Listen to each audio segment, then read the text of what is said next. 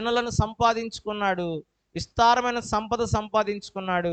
తిరిగి మరలా తన ఇంటికి వస్తున్నాడు, తన స్వదేశానికి వచ్చాడు. వచ్చినోడు ఎక్కడికి వెళ్ళాలి? ఎక్కడికి వెళ్ళాలి? మొక్కుకున్నాడుగా, తీర్మానం చేసుకున్నాడుగా, బలిపీఠం కడతానన్నాడుగా. బేతేలుకు వచ్చి నేను బలిపీఠం కడతా, మందిరాన్ని కడతాను, నాకు ఇచ్చిన దాని అంతట్లో నీకు ఇస్తాను అన్నాడుగా. ఇప్పుడు మర్చిపోయి నిద్రపోతున్నాడు.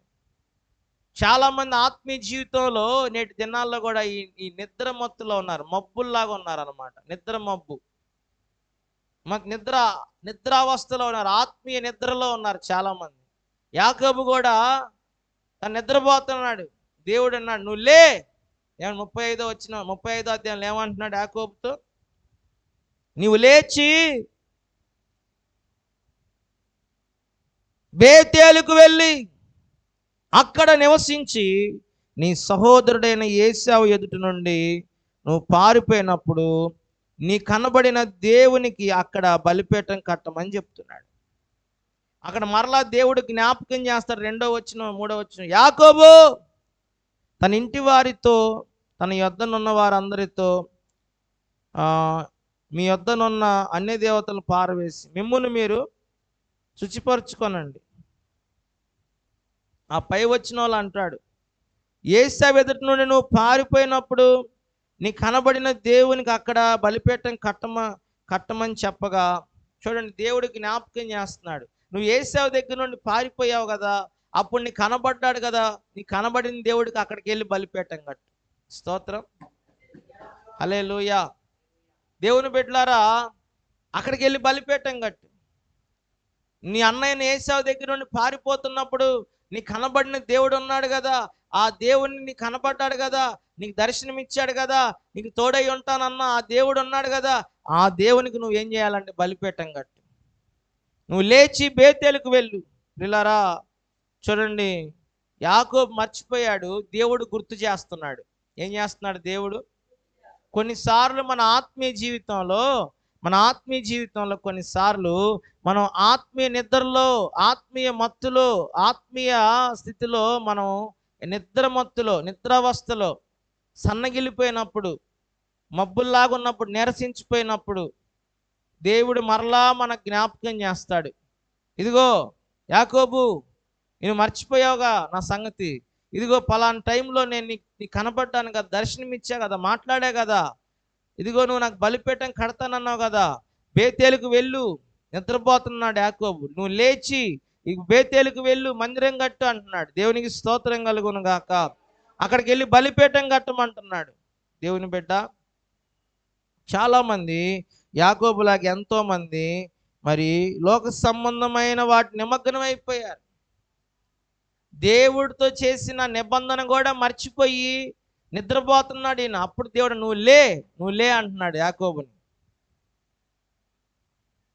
అంతగా యాకోబు ఏమైపోయాడంటే ఆత్మీయ జీవితంలో ఏమైపోయాడంటే నిద్రావస్థలోకి వెళ్ళిపోయాడు, ఆత్మీయ నిద్రలోకి వెళ్ళిపోయాడు, బద్ధకస్తుడైపోయాడు, నీరసించిపోయాడు, దేవుడితో చేసుకున్న నిబంధన కూడా మర్చిపోయాడు.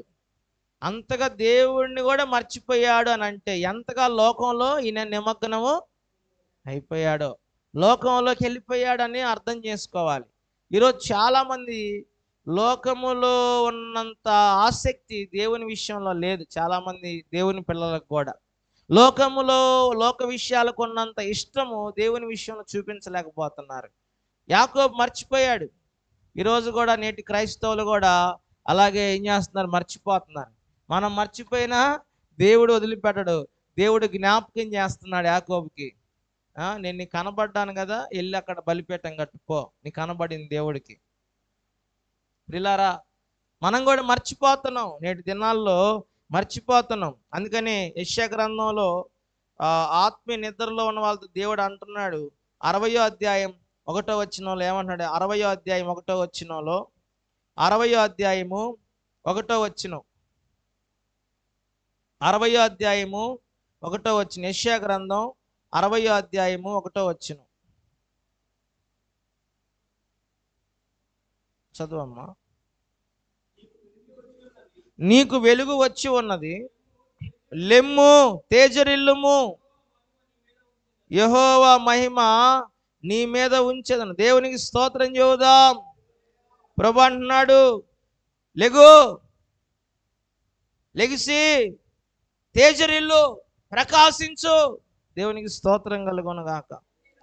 మత్తుగా ఉండొద్దు, ఆత్మీయ జీవితంలో మప్పులాగా ఉండొద్దు, సోమరిగా ఉండొద్దు, చేతకాని వాడిగా ఉండొద్దు. నీవు లెగవాలి, లెగిసి నువ్వు ప్రకాశించాలి. దేవునికి స్తోత్రం కలుగునుగాక. నీకు వెలుగు వచ్చి ఉన్నది, లెమ్ము, తేజరిల్లుము. నువ్వు ఎప్పుడైతే లెగుస్తావో అప్పుడు యెహోవా మహిమ నీ మీదకు వస్తుంది. ఏమొస్తుంది చెప్పండి? దేవుని మహిమ మన మీదకు వస్తుంది. దేవుని బిడ్డలారా, వాక్యాన్ని గమనించుకున్నట్టయితే ఆత్మీయంగా మనం మబ్బులా ఉండకూడదని ప్రభు చెప్తున్నాడు. లోక సంబంధమైన ఆలోచన, శరీర సంబంధమైన ఆలోచనలతోనే మనం ఎప్పుడు కూడా నిమగ్నం అయిపోకూడదు. ఈ యాకోబు దేవుని మర్చిపోయాడు, దేవునికి బలిపీఠం కడతాం మర్చిపోయాడు, దేవుడితో చేసుకున్న తీర్మానం మర్చిపోయాడు. ఎంతగా లోక విషయాలు నిమగ్నం అయిపోయాడు యాకోబు.